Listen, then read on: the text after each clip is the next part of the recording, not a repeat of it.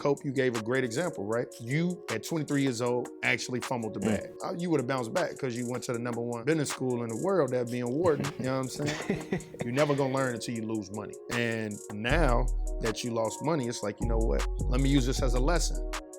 Bad, off-white. Pull up in the drop light. I done mix my with Fago. Stack my money up like Legos. What up, everybody? It's your boy Brandon Copeland, aka Professor Cope. It's your boy Ross Mack of Economics. And you are now tuned in to another episode of Money Music Culture, otherwise known as Double MC. I'm excited, man, as always, to see my boy Ross. You looking healthy, man. Hey. You been lifting? Hey, man, I don't know if it's the baby weight or what, man. I ain't been lifting. I've been eating though. You know what I'm saying? I've been eating good. You dig? Okay. I feel you, man. Well, it's good to see you as always, man. You know, first and foremost, obviously, before we even, get into the money, get into the reason why everybody's here, let's keep them waiting a little bit, just a little bit. What's on your mind today, right? One of the best things that I learned during my internship at UBS, Union Bank of Switzerland, for those who don't know, every single morning we used to come in as sales and trading interns, and the question we were asked was, how do you plan to make money today? And it was training us to think the mindset is every single day, there's a way to make money. We just got to find our way. So when I asked you that, how do you plan on making money today? Where's your mind at? I mean, that's the goal every day, right? I wake up and figure out how can I make more money. And, especially when you're doing day trading, it's always an opportunity, right? It's a bull market somewhere. No matter if the entire market is down, there's something going up, right? And, today I saw Elon tweeted something, which caused the stock to go down, but the stock opened up down like 4%. I looked at it and I was able to say, you know what, let me go ahead and get in right now. I bought some calls, made like 4 racks. Then when it got to the top, I sold that, took the bread, bought puts, made money on the way down, made like 1,700 right there. And so the idea in general is that there's always opportunity to make money. But the best part is in the Economics Club is we showing everybody how to make money together. And it was crazy. We was talking about it, how everybody's now starting to get into crypto. And the biggest thing is the FOMO, right? Everybody don't want to miss out on the next Dogecoin or the next Shiba coin, right? And we were just talking about how crazy in terms of really running off on the plug, it was the Squid Game coin. The coin literally went up from like 1 cent all the way up to $2,600, then came down to zero. And the actual people who invented it literally ran off with like $3 million. One of the greatest scams in the most recent history. Bruh, the crazy thing is the scams are just online now, like right in front of your face. And I mean, there's actually a coin that the acronym for it was scam. Like it was the scam coin, and people were actually throwing their money behind it. So I think the bigger lesson here is like, yeah, there are meme stocks and there's ways to make money off of the trends and just social media and 2021's version of marketing, right? Yeah. And highlighting different things. But you also got to just protect yourself as an investor and understand the difference between gambling and investing 100%. When it comes to your money, Hey, it's your boy Ross Mack, and I need you to stop what you're doing right now and subscribe to Money Music Culture. And also go ahead and share the wealth. Share with your auntie, cousins, and your friends. That's the crazy thing with these new kids on Reddit, right? Where it's like, you know what, YOLO, right? You only live once. They just gonna put all their money in the stock, right? Where you saw kids buying GameStop when GameStop was over $300-400. They missed out on that, right? They lost on that, and now people like, yo, I want to get the next Doge or the next Shiba coin, and they look up and Squid Game coin, literally. Can you imagine buying a coin for $2,600 only to see 10 minutes later? Not 20, not 30, 10 minutes later, it went down to zero. Bro, I would have been hot. Because you can't find nobody. It's not like you could go, pull up to the bank like, yo, who got my money? It's like, nah, I'll be tight. So It's important, man, when you're investing, like Coach just said, man, know the difference between investing and, gambling, right? Speculating, right? Because you got to do your research. I always look at, crypto in general with always saying, invest money that you're willing to lose. Right. And I think that if you go into it with that mindset, you'll have better outcome. Right. You won't be biting your nails on pins and needles like, oh, it went down 20%. Like, nah, You know, if you did your proper due diligence, you would know, like, that's how volatile the marketplace is. Yeah, I think it's you know, just piggybacking on that, it's like in Maconomics Club, right? And my goal for my students with Life 101 is like, I don't want them to look back and be able to claim, if someone would have only told me, if I would have only known better, right? Like, if I'm the person that got in a Squid Game coin at $2,600 and I just lost all my money, that's on me. Yeah. Like, I don't really have anybody else to blame, right? Like, you tried to take a gamble and you got burnt, right? You tried to take a bet and you got burnt, and it's unfair. It sucks. It's unfortunate. But we are here to try to do our best job to educate people so that we can understand the difference between investing and gambling, right? And understanding where we can take chances and risks versus where it's like, hey, nah, let's keep it traditional, let's keep it plain Jane, and let's just make sure that we win over time. Like, we bet on history at certain times. You know what I'm saying? Yeah. So I guess my biggest message with that or thought with that, because it's something that I've been constantly telling myself, because it's when you see things popping, you see, you know, meme stocks going crazy and stuff like that. And it's easy to see those things happening and feel like you're missing out. Like, dang, if only I would have jumped in, right? It's easy to see SHIB go up and see the 8,000 to 5.7 billion, but sometimes you got to understand that, like, not everything's for everybody, and it's easy to look back on the success stories and feel like, dang, I missed out, or I wish I would have done that. But we're not talking about, not too many people are highlighting the horror stories within those things, the people who are losing money on the meme stocks and stuff like that. So like you said, it's about investing money that you can afford to lose, but also having the proper mindset going into those types of investments, understanding that, like, this ain't my Apple, this ain't my Coca-Cola, this ain't the traditional thing that I'm gonna buy into and let sit for 20 years. Like, I'm taking a risk. I'm really rolling the dice. Yeah. And it's crazy because so when it comes to investing, right, you got to look at all your money is like, I want to construct the best portfolio, right? These are going to be my safe investments. I want to have more money in my safe investments. I'm going to have my speculative investments. Then I'm going to have some kind of risky, but on average, they're going to do well, right?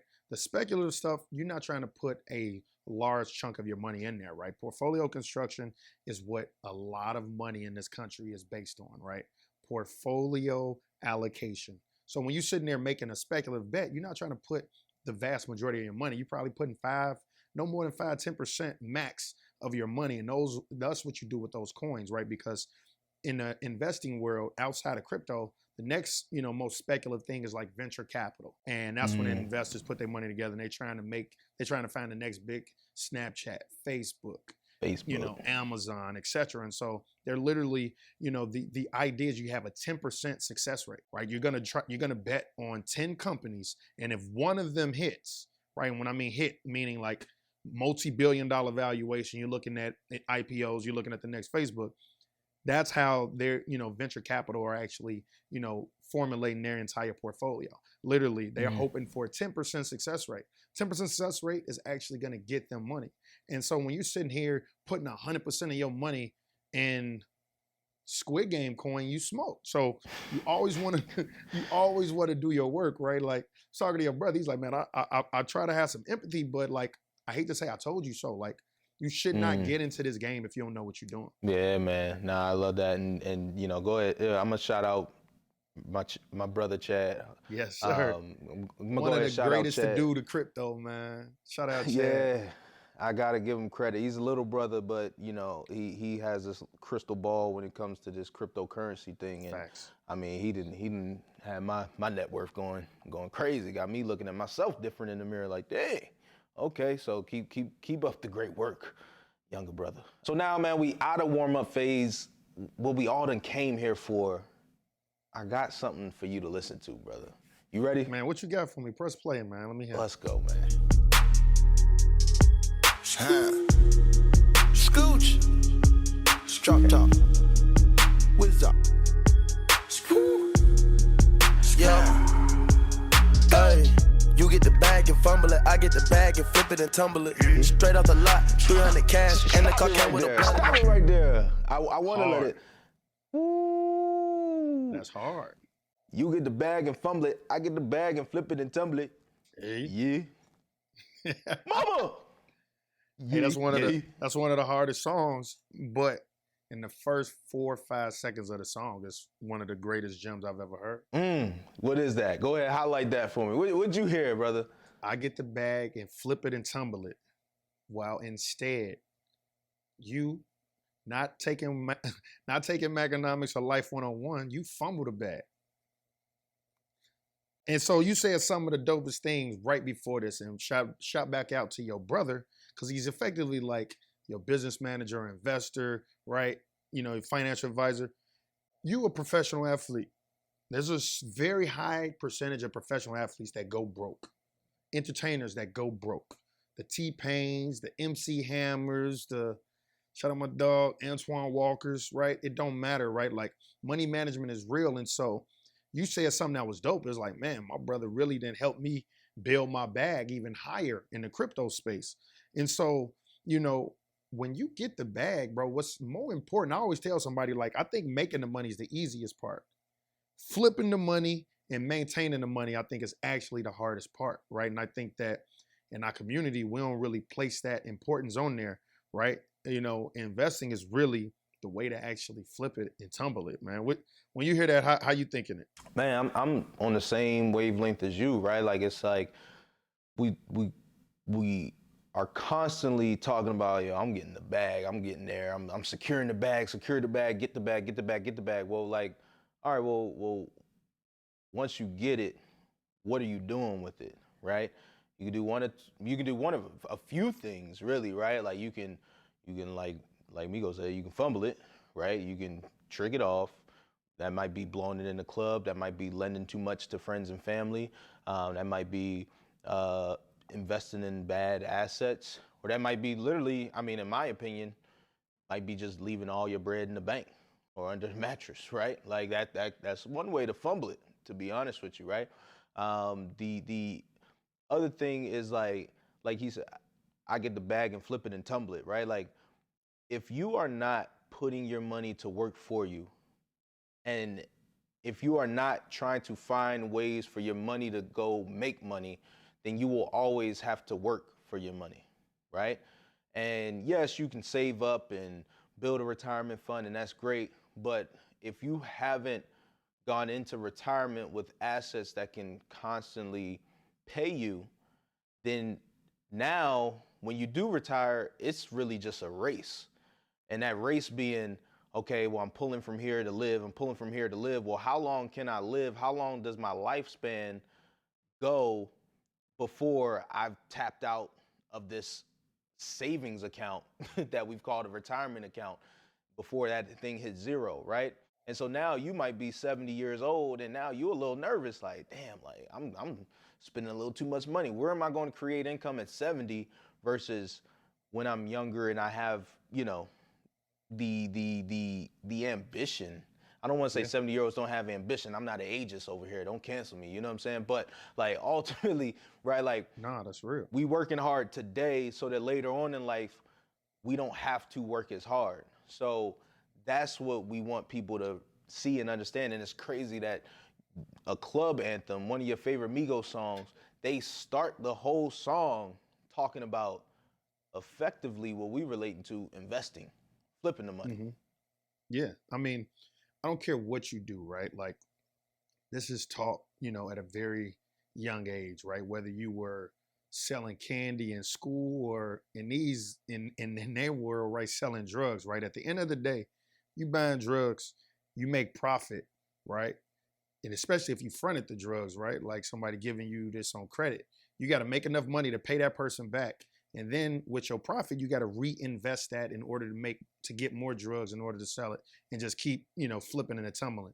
The same thing that's happening with all the money you making day in, day out, right? Like if you're not putting money in and expecting to start putting that towards your retirement account, if you're not putting it in your brokerage account, your crypto account, your real estate assets, whatever it is, right? Like at the end of the day, the eighth one of the world is compounded interest. And what that is that your money is literally making money for you. Racks on racks, right? Compounded interest on interest on interest, right? And the idea, man, is like when you look up and you, like you said, right? When you 50 years old, 60 years old, you're gonna be happy that you started investing earlier, right? I always hear, older people like, man, I wish I known this younger, right? And one of the things you said earlier is like, look, man, you don't want to be that person like, man, I wish I would have known this earlier. Because at the end of the day, we're giving you the game, and the game right now is literally $1 sitting in your bank account is not making no money, right? Now you ask yourself, how are you trying to flip and tumble your bag, right? At the end of the day, starting out crypto. Well, I wouldn't start out with crypto, forgive me. I would start off investing in stocks, right? You got real estate, and then right, you can start getting a much more, balanced portfolio. You can have some more speculative assets with your crypto, but at the end of the day, right, the writing's on the wall, right? 1% of the stock market owned by black people, right? You just had Aaron Rodgers come out saying, you know what, he teamed up, I want to say with like crypto.com, where he's like, he about to start getting paid in Bitcoin, right? Like the writing's on the wall, right? Rest in peace, Kobe Bryant. It said that he made a investment in Body Armor, the sports drink, and his estate now is going to be worth over $400 million for that small investment at the time, right? The idea is to always be looking, in the future, right? Like everybody, especially when you're in college, you always say, man, YOLO, carpe diem, you only live once, let's live it, live life to the fullest, right? Like, I get that. My biggest thing is like, I'm always live life to the fullest, but are you prepared if tomorrow comes, right? Like you literally like, yo, I'm gonna live because tomorrow not promised, yada, yada, yada. Let's live it to the fullest. Let's blow money, yada, yada. But if you do wake up and you got less money than you had the day before, and you ain't prepared for a day after or the next month or the next year or 10 years from now, 20 years from now, you gotta preserve the bag, man. That's one of the staples, right? And Cope said, man, don't just leave your money. Don't just leave it in the bank, man. It's so it's so much research now that's showing you that your money in the bank is losing its value because of inflation. And more importantly, if you don't know nothing about the market, at the bare minimum, right? Just put your money in the S&P 500. Warren Buffett would tell you, my cousin, he gonna let you know, look, just put your money in the bank. Just put your money in the S&P 500, and it's gonna at least on average get you 10% each year. 10% annually is really great returns. Because if you're getting 10% a year in like 25, 30 years, if you put $250, $300 in monthly, you'll have over $1 million. So I want to share a story really quickly. My rookie year, 2013, NFL player, but I'm also day trading options. And this is when I had to learn the hard lesson of diversifying my portfolio and also understanding leverage and things like that. But I'm blaming Kanye West, man. I went to a Kanye West concert, and this man put the battery in my back. So it was a profound concert, profound experience. And we've talked about it before, but the concert made me come home thinking like, yo, this is my shot. I was in that YOLO, like, I'm here for a reason. It's for me to bet the entire house, my entire portfolio, and just flip my money. I'm flipping all my money, my whole account today. So I did a trade that I had done in the past, and one of the things, history repeats itself. However, past performance isn't indicative of future results, right? Especially in the stock market. And so again, I copy and pasted a play that I'd done literally 3 times and just literally double, triple my account. But now this is the end of my rookie year, got a little more money, deposit a little more into the brokerage account, and I do it. I'm like, let's get it. Ooh, we about to start talking to these coaches greasy after this. So you got to tell us how much, dog. What you do? This was $33,000. So my account started with $3,000 at the beginning of the year. I was literally tripling, doubling, going crazy. I got it up to about 26 racks. And again, then mind you, this is in 4 weeks' time while playing football, right? It's very impressive. Had another little, had something else taking my focus, But we get to the end of the year, and so I go to the Kanye West concert. I'm like, okay, let me take another 20, put it in there. And let me make the same play. I tried to invest in these Nike calls. Long story short, a few days later, the entire market was down about 2% because of some stuff happening over in Greece. And I'm like, yo, hold up. How the hell is Greece affecting Nike today, right? Like everything, the whole market red, bloody. And so literally I lost about $30,000 on that single trade. That offseason, I was sick that entire offseason, right? I'm sitting here trying to sign up for Uber. I'm sitting here trying to find ways to go ahead and out here hustle. I got to make that 30 back. I'm the type of person, I know I lost this, so I got to go make it back, right? But it taught me a valuable lesson in terms of just understanding the things that I have control over versus the things that I don't. And then also about allocating my money appropriately, where it's not just a huge bet on a single asset or a single trade, right? That actually is the reason why I started learning about real estate, because I realized at that point in time, like, damn, like I have no control over the outcome of this stock that I just picked, right?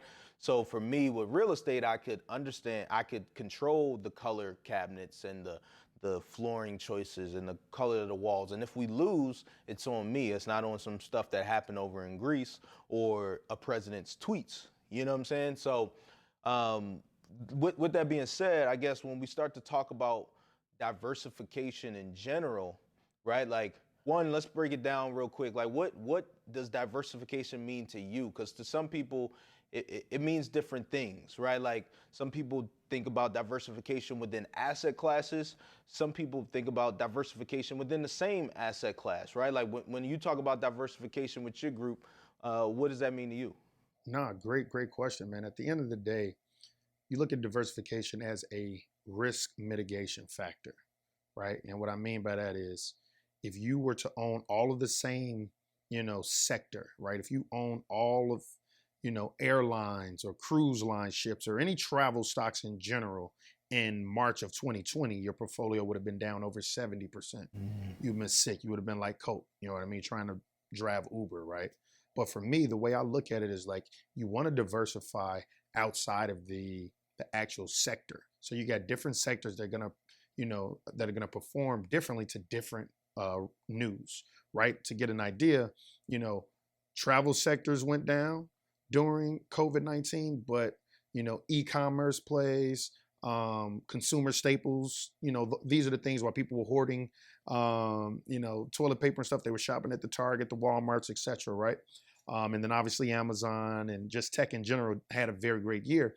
But the idea in general is to diversify your portfolio in a way that if something is down in your portfolio, hopefully something else is up, right? And now Cope gave a great question, and it said, is this, in just different sectors or also across different asset classes?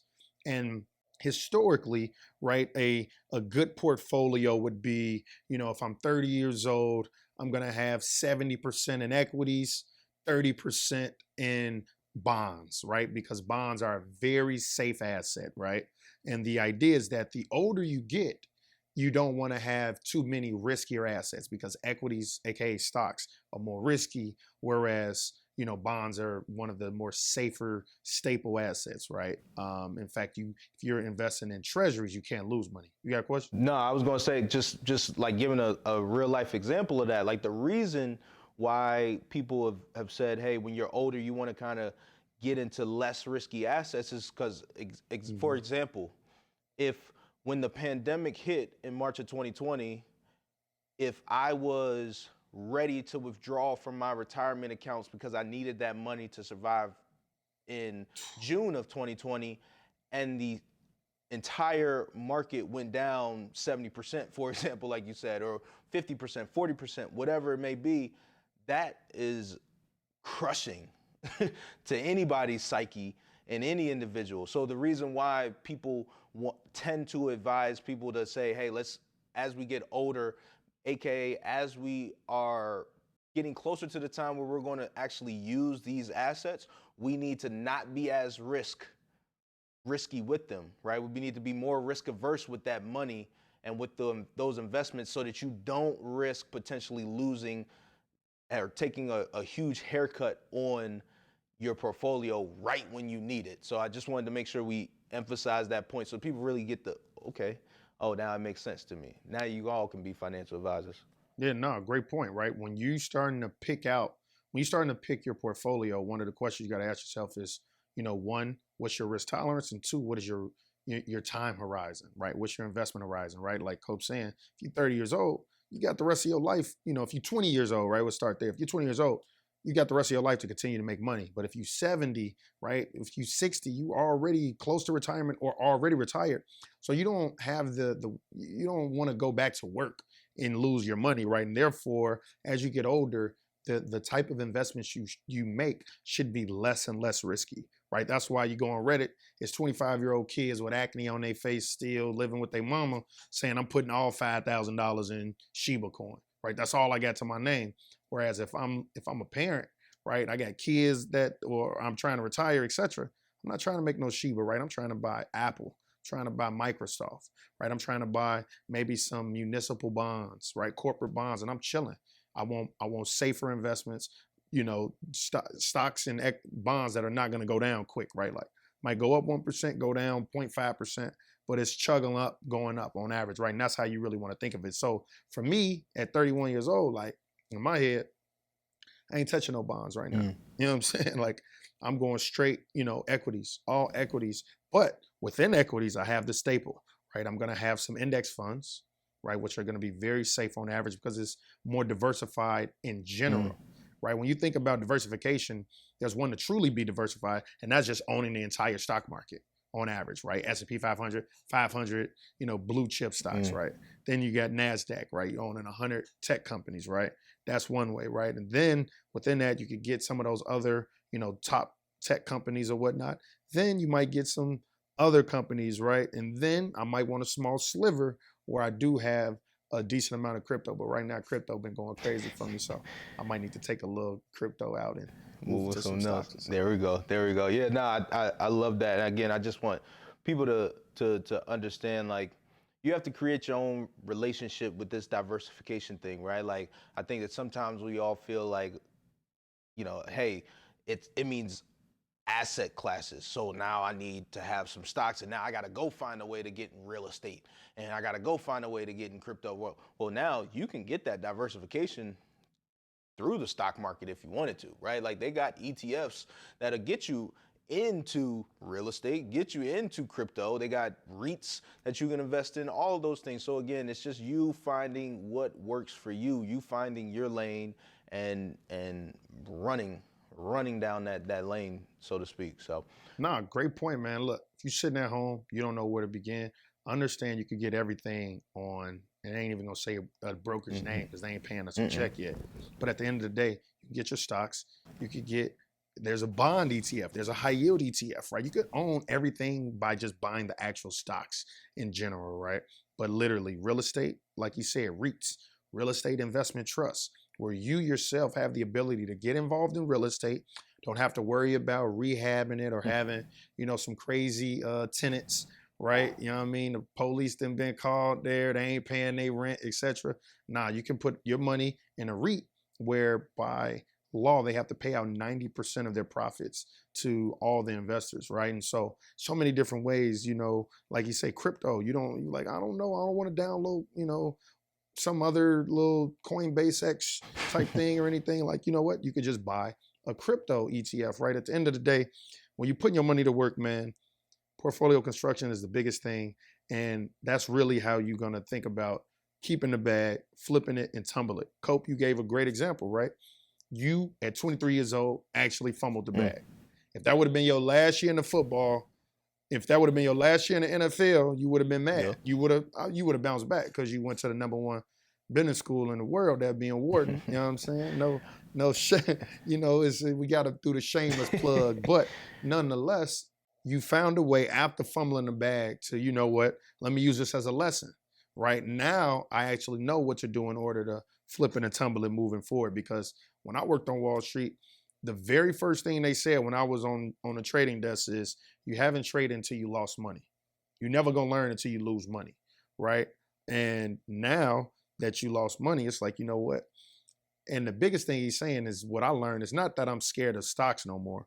what I heard you say is, you know what? I just wanted to do more research and I want to have more control. I wanted to do better due diligence. You know what? Real estate gave me that look because you know what? I was able to do better due diligence, right? And I was able to understand that in this market, it was probably Detroit or something at the time, or Detroit. Baltimore at the time. This was an undervalued market. I'm going to buy these cribs, and I look in 2, 3, 4, 5 years from now, they're going to be either cash flow, and I'm going to be able to flip it, etc. Right?